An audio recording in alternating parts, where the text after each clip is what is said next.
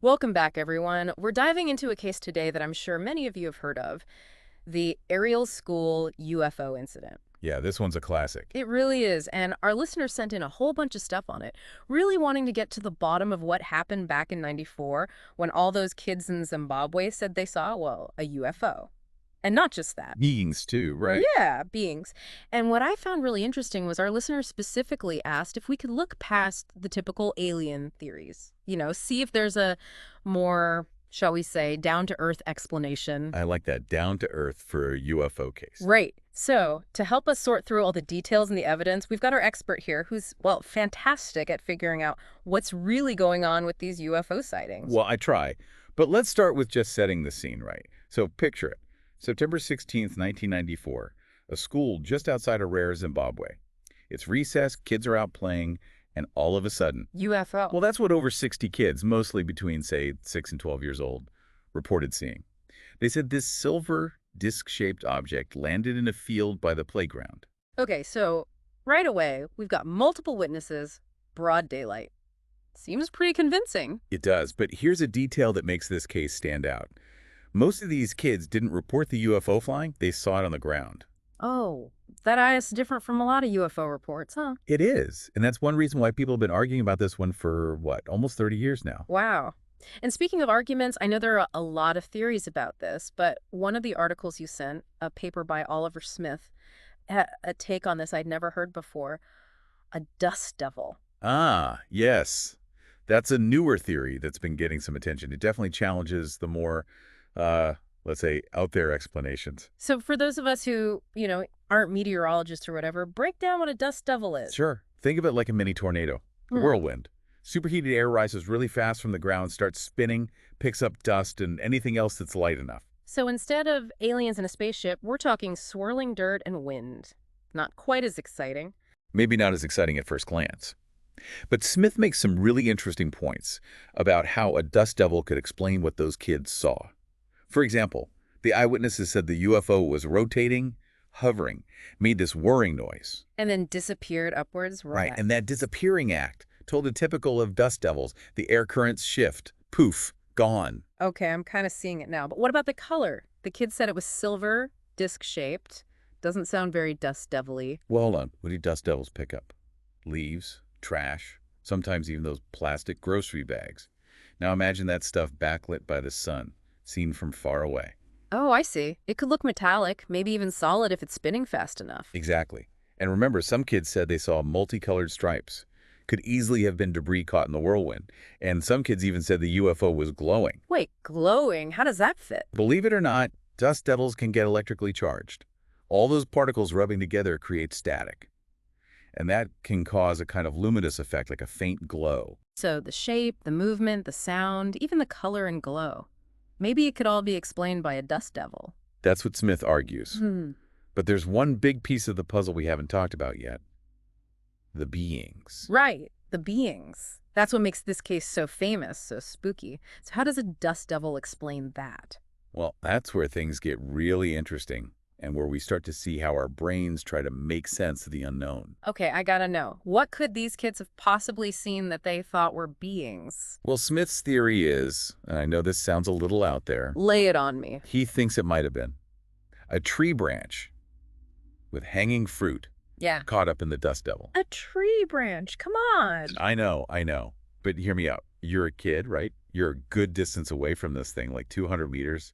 It's late afternoon, maybe the sun's getting low in the sky, casting weird shadows, and this whirlwind's got all kinds of stuff swirling around in it. And they're already freaked out because they think it's a UFO. Exactly. Yeah. So their imaginations are already working overtime.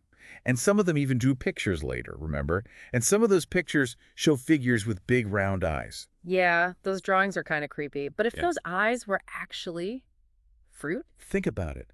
Fruit hanging down from the branches, twisting and turning in the wind, seen from far away, especially as the light's getting dimmer. And didn't one of the kids specifically say they saw eyes low on the face? Yes, which would make total sense if it was fruit dangling below the branch. Wow. It's like all these little things start to fit. Right, the distance, the weird light, The fact that it's kids who are already expecting to see something strange, it all adds up. So we're talking about more than just what they saw, but also the whole context of the situation, right?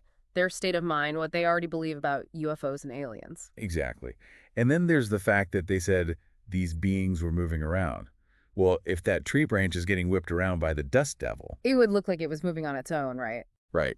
So it starts to feel a lot less like alien invasion and more like, well, mistaken identity. But there's another piece of evidence we can't ignore, the physical stuff they found at the site.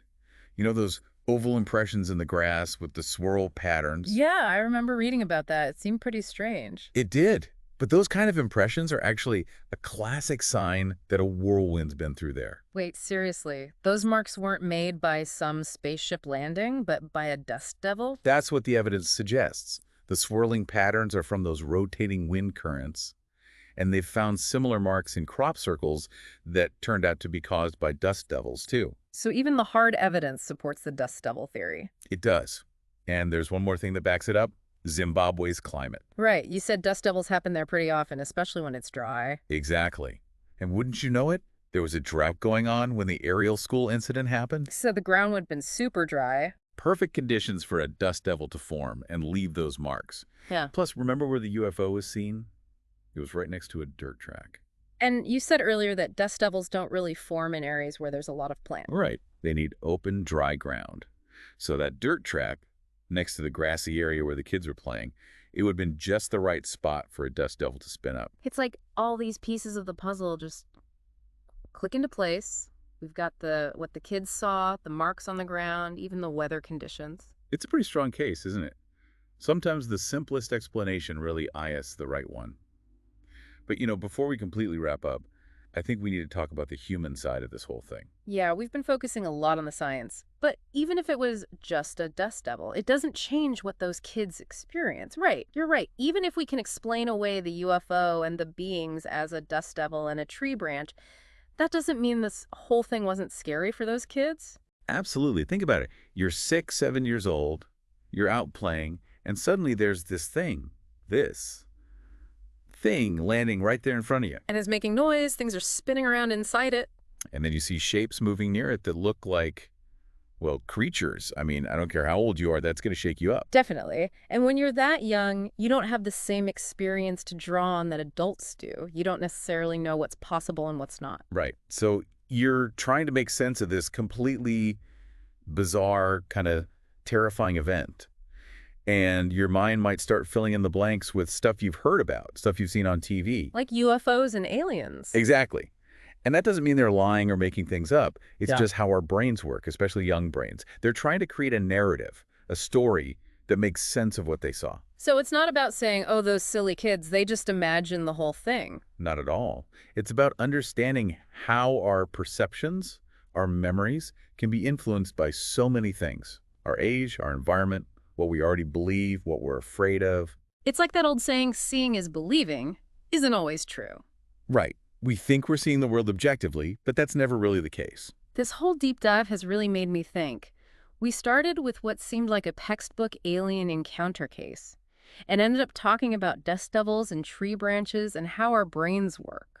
It's a great example of how taking a step back, looking at things from different angles, can completely change our understanding of an event. And sometimes the most out there explanation isn't the right one. Sometimes it's something much more down to earth. So to everyone listening, next time you hear about some strange event, some mystery, remember what we talked about today. Don't just accept the first explanation you hear. Dig a little deeper, ask questions, do some research.